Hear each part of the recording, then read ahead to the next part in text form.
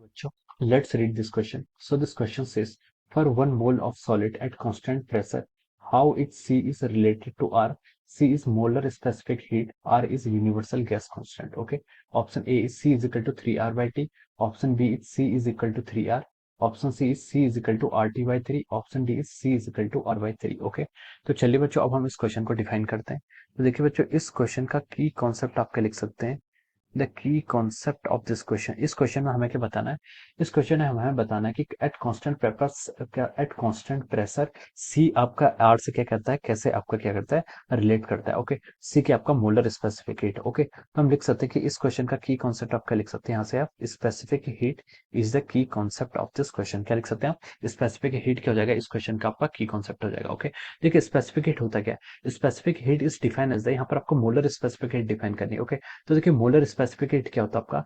Molar specific heat को हम define करते हैं amount of heat which is required to increase the temperature of 1 mole. 1 mole of a substance का क्या करना है आपको? टेम्परेचर इंक्रीज करना है बाई 1 डिग्री. 1 डिग्री से आपको जो चेंज करने के लिए जितनी आपको हीट की रिक्वायरमेंट होती है उसे क्या कहते हैं हम? मोलर स्पेसिफिक हीट कहते हैं. यहाँ पर मोलर स्पेसिफिक हीट को हमने कैपिटल सी से क्या करिए यहाँ पर डिनोट किया हुआ है. ओके. तो चलिए, ये आपकी क्या है, मोलर स्पेसिफिक हीट की क्या आपकी डेफिनेशन है. ओके. तो देखिए, अब हमें यहाँ पर क्या बताना है? हमें यहाँ पर बताना है कि कैसे आपकी मोलर स्पेसिफिक हीट किस पर डिपेंड करती है, आपकी आर से क्या होती है, आपकी रिलेटेड होती है. ओके. अब देखिए हम यहाँ पर क्या कर सकते हैं, आपके जो डेल क्यू होता है, डेल क्यू हमें हीट फाइंड आउट करते हैं.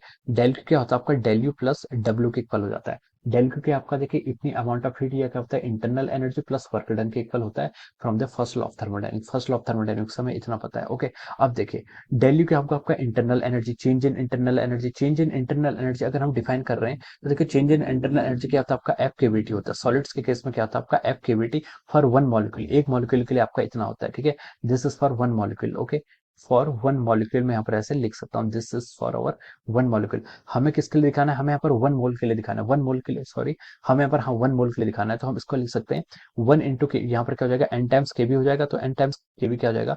1 मॉलिक्यूल में देखिए एक मॉलिक्यूल के लिए तो एफ केबीटी थी. अब एक एक 1 मोल में कितने होते हैं आपके? एन एवोगैड्रो नंबर के इक्वल मॉलिक्यूल्स होते हैं. और यहाँ पर 3 डिग्री ऑफ फ्रीडम हम यहाँ पर यूज करेंगे 3 डायमेंशनल सिस्टम के लिए. तो ये 3 केबीटी इंटू आर हो जाएगा. और हमें पता है कि एन ए इंटू केबी को क्या लिखते हैं हम?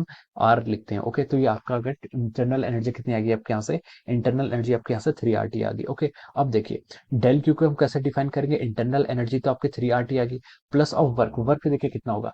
देखिए यहाँ पर आपका सॉलिड है, सॉलिड के वर्क कैसे डिफाइन होता है? Work define as a PDV. Work done को हम कैसे डिफाइन करते हैं? डीडब्ल्यू को हम पीडीवी से यहाँ पर डिनोट करते हैं. ओके. तो देखिए यहाँ पर क्या होगा आपका? Change in volume. यहाँ पर हम सॉलिड की बात कर रहे हैं. तो इन केस ऑफ सॉलिड हमें पता है कि जो चेंज इन वॉल्यूम होता है वो अप्रोक्सीमेटली क्या होता है? 0 के इक्वल होता है. इन केस ऑफ सॉलिड अगर आपका जो वर्क डन होता है वो आपका क्या होगा? चेंज इन वॉल्यूम आपका 0 के इक्वल होगा. तो आपका डीडब्ल्यू क्या हो जाएगा आपका? क्वेश्चन में गिवन है देखिए एट कांस्टेंट प्रेशर. प्रेशर आपका क्या कांस्टेंट है. ओके. तो देखिए डीवी होगा, जो आपका डीवी क्या हो जाएगा आपका? चेंज इन वॉल्यूम क्या होगा आपके? 0 के इक्वल हो जाएगा. तो हम यहाँ से लिख सकते हैं जो आपका डेल क्यू होगा वो 3 RT के ही इक्वल हो जाएगा. ओके. तो यहाँ से हमारा जो डेल क्यू की वैल्यू आ गई, ये किसके इक्वल आ गई आपका? Del Q is coming out to be equal to 3 RT. Okay. अब देखिए इस डेफिनेशन को हम यहाँ पर कहाँ पुट करते हैं?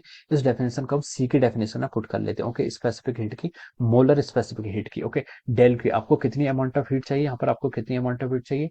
3 RT चाहिए. Divided by change in temperature by one degree. 1 degree से हम क्या करते हैं? चेंज इन टेम्परेचर करते हैं. तो हम इसको टी से क्या कर लेंगे? यहाँ से डिवाइड कर लेंगे. तो जो आपका सी की वैल्यू आ गई यहाँ से, सी की वैल्यू किसके इक्वल आ रही है? यहाँ से आपके 3 R के इक्वल आ जाएगी. ओके. सी के आपके यहाँ पर मोलर स्पेसिफिक हीट, आर के आपका universal gas constant. Okay. So this is the relationship between the C and R. This is the relationship between the molar specific heat and universal gas constant. Okay. तो देखिए ये आपका option B से क्या कर रहा है? मैच कर रहा है. तो हम लिख सकते हैं इस क्वेश्चन के corresponding option B is the correct answer of this question.